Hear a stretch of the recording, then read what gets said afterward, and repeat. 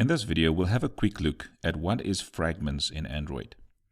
So a fragment represents a behavior or a portion of a user interface in fragment activity. You can combine multiple fragments in a single activity to build a multi-pane user interface and reuse a fragment in multiple activities. You can think of a fragment as a modular section of an activity which has its own life cycle, receives its own input events, and which you can add or remove while the activity is running, sort of like a sub-activity that you can reuse in different activities. So fragments are new in Android 3.0, Honeycomb API 11.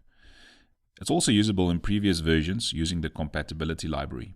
A fragment represents a behavior or a portion of the user interface in an activity, and you can combine multiple fragments in a single activity.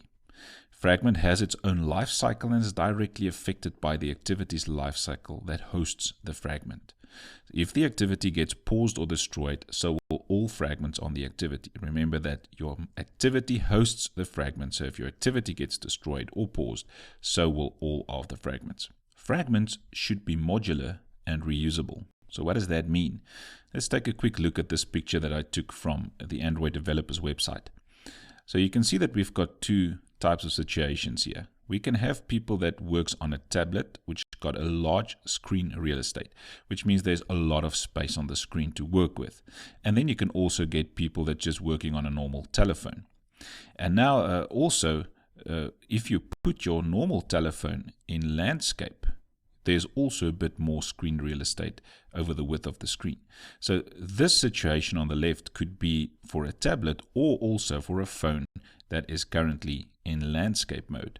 So when we have a lot of space on the screen, we can divide the screen into two sections.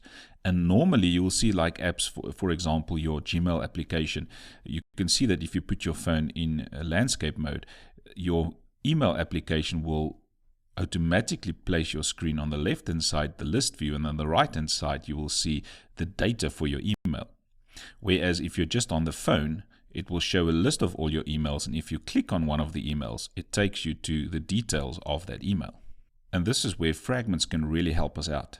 So let's look at this example. If there's a lot of space on the screen, I can have one activity, and then on the activity I can have two fragments. So I can have a list view fragment and I can have a detail view fragment.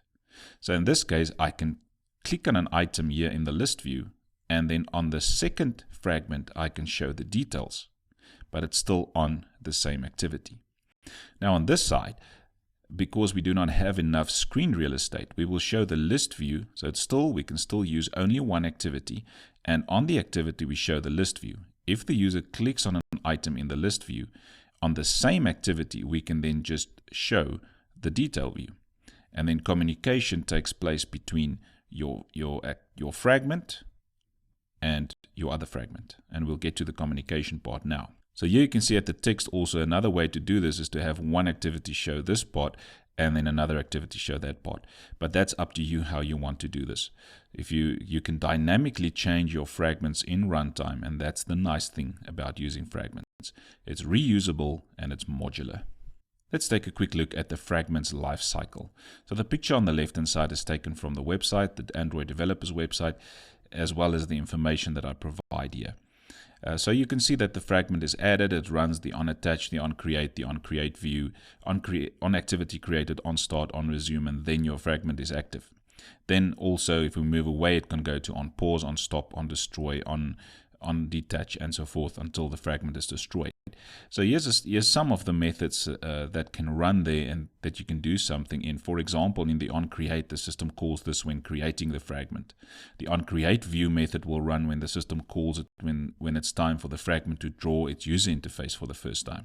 And the onPause, the system calls this method as the first indication that the user is leaving the fragment, and this is then usually where you should commit any changes that should be persisted beyond the current user session.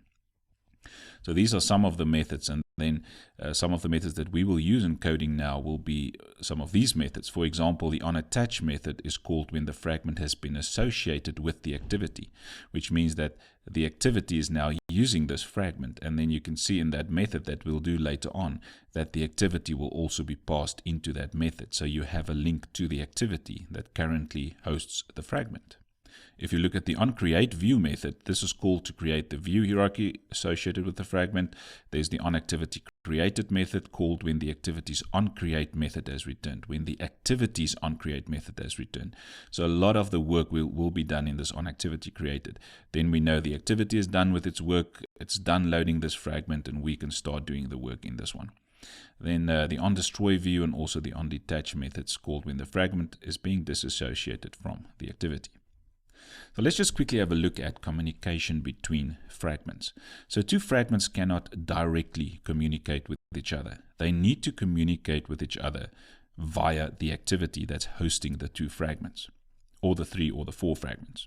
So let's take this example where we have a red fragment and an orange fragment.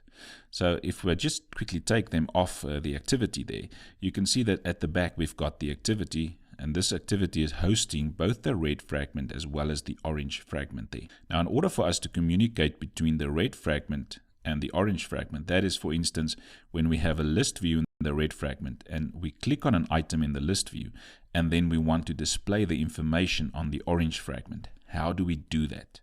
So we do that by using an interface. So we will declare an interface in the side of the red fragment and let the activity implement that interface with a method. So when an item gets clicked in the red fragment, we send that information to the main activity, and the main activity, or the activity that's hosting the fragments, will communicate back to the orange fragment. So that's the basics of fragments. Let's go and have a look in coding.